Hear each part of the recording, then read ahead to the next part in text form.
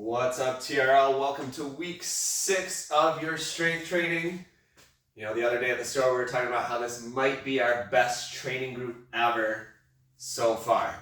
But that means you have to keep earning it. So we're going to get into week 6 here. I'm going to demonstrate one round of each exercise that we're going to be doing today. You're going to decide how many sets, how many reps you need to challenge yourself and get the most out of this. If you're a beginner, I recommend 3 sets of 10 reps of each of these exercises. If you're experienced, 4 sets of 15 reps. If you're an absolute beast, 5 sets of 20 reps of each of these exercises. Take as much or as little as you need of each exercise to make sure you're getting the most out of this workout. So we're going to start with legs. We got 4 leg moves to do today. We're still focusing on single leg balance. We're still focusing on some of those running specific movements that are going to help our form, help our stability, help our strength as we're running. So getting right into it, we're starting with seesaw lunges. So we're going to start on the left leg moving, right leg planted. You're going to do a forward lunge, come straight into a backward lunge. If you can, I want to see that left leg transition through the center without stopping. So it's going to look like this.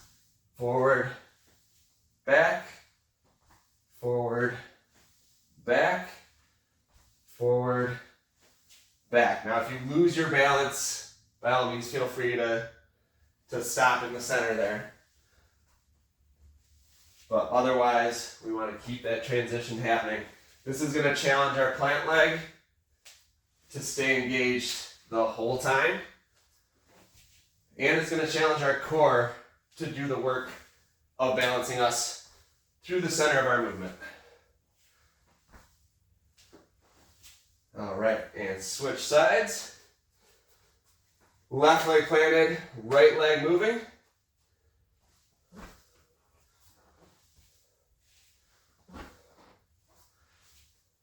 Oftentimes we'll have a harder time balancing on one leg over the other.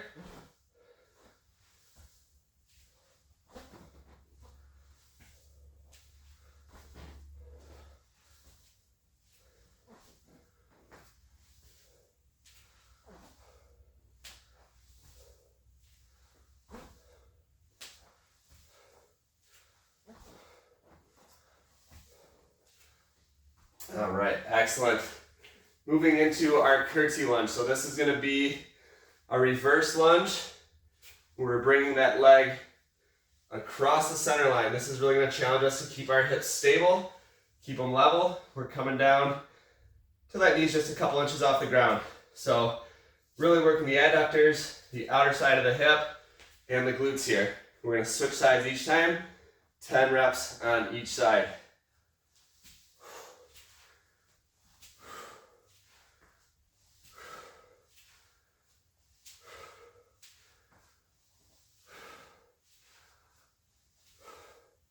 Keep that chest up throughout this. Try not to collapse or lean into that hip too much.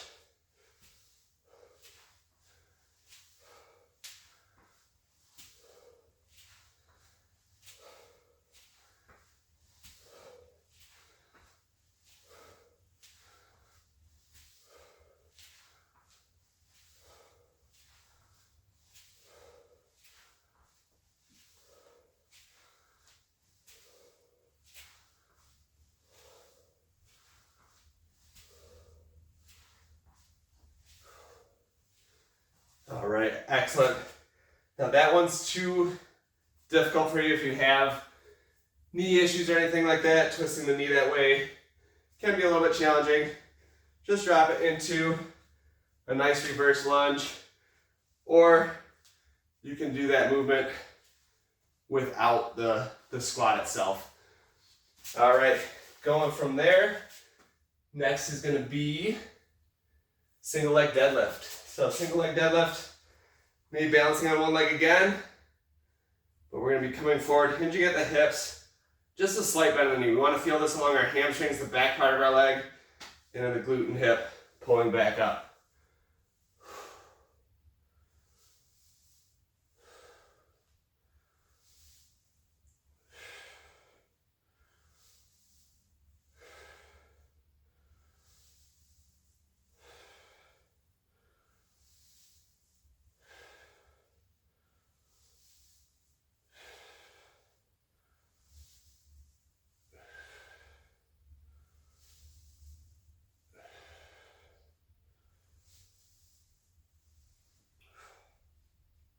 if you can, get through the full 10 reps without having to plant that off leg. If you have to, you can come down, up, just tap those toes down to recenter yourself, rebalance yourself. If it's really, really hard to balance on one leg, you can keep those toes of that back leg down a little bit and come forward here. The goal is to make sure we're challenging that plant leg as much as possible to our best capacity. So then switching to the right side, give you a different angle here so you can see the movement differently. Balancing on that right leg, slight bend at the knees, hinging at the hips to come down.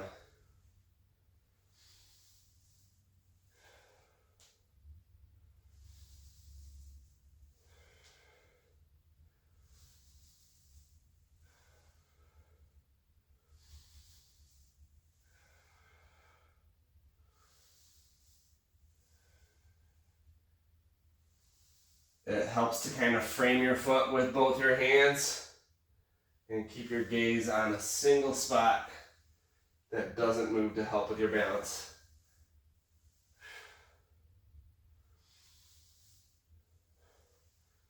All right, excellent. And then coming down into a plank position, we're going to end our leg session with slow climbers. So mountain climbers, we're usually driving those knees hard and mimicking that hip flexor pull to drive our knees. We're doing that same thing, but we're going to be going slow. We're going to make contact with our foot coming forward and come back 10 times each side. Focusing on keeping that core engaged.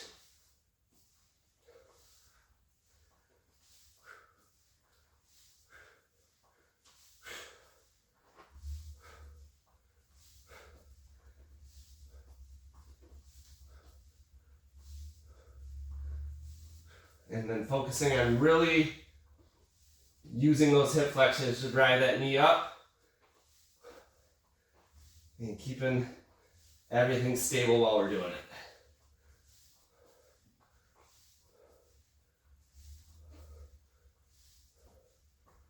All right.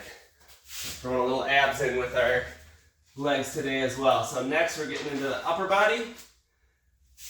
We're going to start with shoulder tap push-ups. So we're coming down, up, left, right, down, up, right, left. Doing as many sets of these as you need to feel challenged. I'm going to do 10. Left, right, right, left, left, right, right, left, and so on.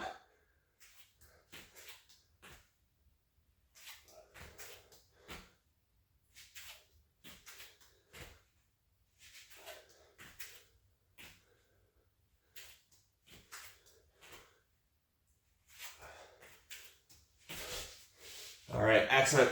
Now, variations on that. If that's way too challenging, standard push-ups, modified push-ups, or simply just staying in that plank position and doing the shoulder taps. If you're just doing the shoulder taps, try to do it by time, 30 seconds, 45 seconds, or a minute, depending on your fitness level. All right, from there, raise arm circles forward and back. It's a really simple one to get out of the way. Working through the range of motion of our shoulder joints. Tends to be an unstable joint, one that we have a lot of range of motion in. So it's good to strengthen through that entire range of motion. So just getting some arm circles 10 forward, or however many sets you need for a challenge. And then 10 backward, same thing, however many sets you need for a challenge. Make sure you're getting through this full range of motion. You should feel your back, your chest, and those deltoids in your shoulders working. All right, excellent. And then we're doing YTW extensions standing. So we're coming up and out into that Y position, down in front, out to a T position, back to front, back to a W position. Doing each one of those 10 times, or 15 or 20.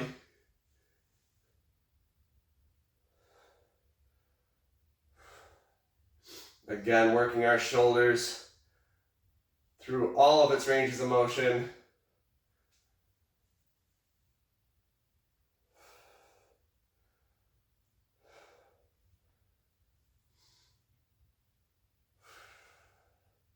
So in order to stay balanced when we're running, in order to keep everything stable, the upper body is important too. And stabilizing the shoulder joints and the core are going to be two big ways to strengthen our upper body in a way that's actually going to help us run faster, run better, run healthier, and stay uninjured.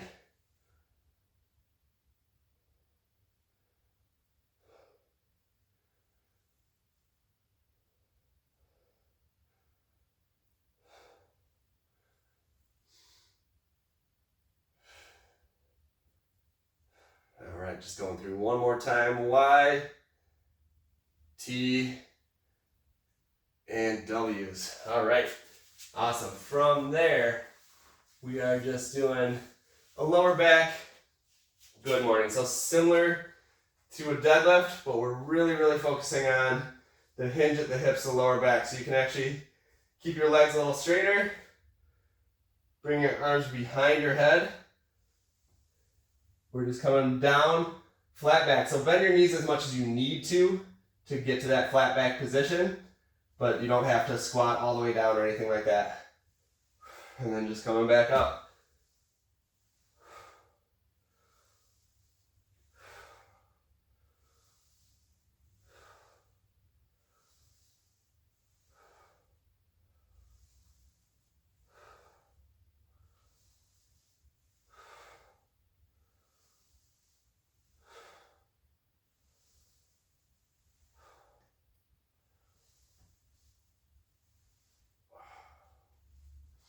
All right, excellent. Getting into our core workout.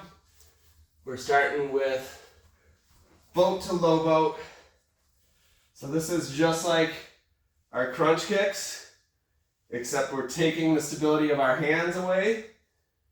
So we're gonna start in our boat. So you're balancing on those sits bones, legs out in front, arms out in front, come into low boat, back up to boat.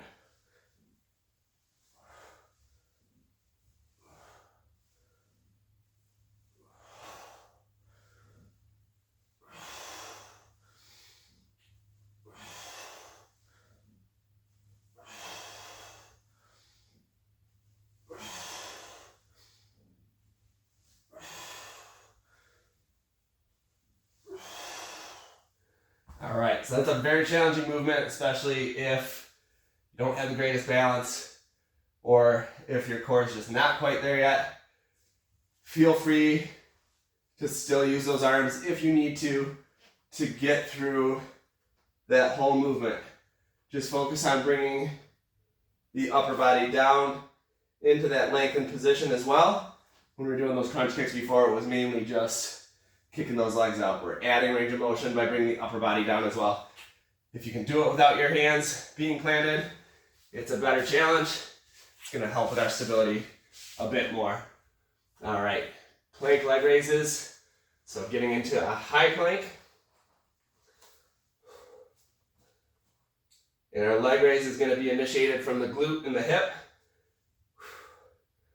We're going to do 10 each side, or however many you feel like gives you that challenge that you need.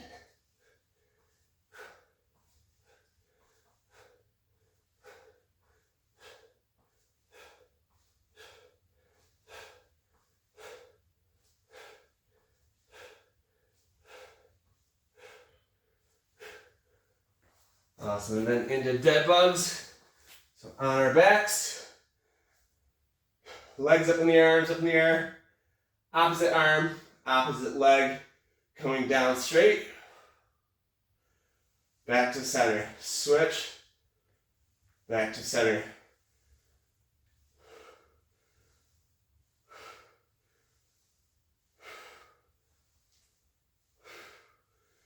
So you can kind of see the theme of today's core workout.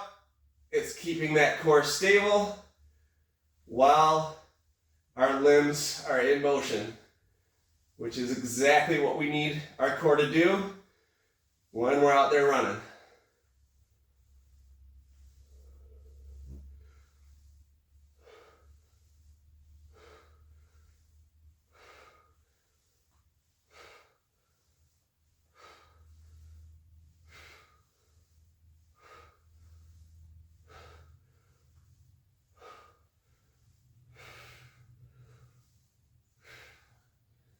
All right. If you want to challenge yourself a little bit at the end of those dead bugs, feel free to bring those legs back up, arms back up. Drop them both at the same time. Get like 5 of this in here.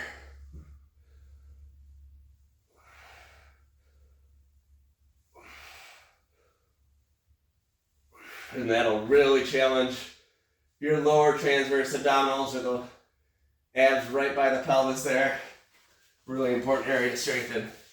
All right, and then torture twist is going to be our very last movement of the day. We've done these before, and the name is worse than the actual exercise, but it's a good challenging one to end with here. It's going to work the obliques. It's going to work our torso through that twisting motion. Bring the arms, hands behind the ears. Extend those legs out in front of you, just far enough to where you can keep a 45-degree angle in the torso. We're going to twist to the left, hold for 3 to 5 seconds. Twist to the right, hold 3 to 5 seconds. That's one set.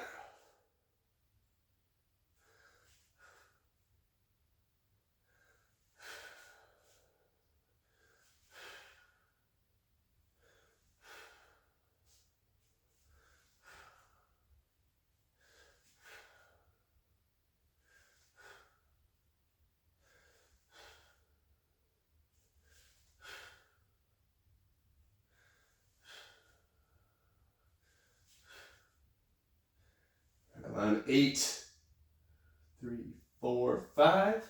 8, 2, 3, 4, 5.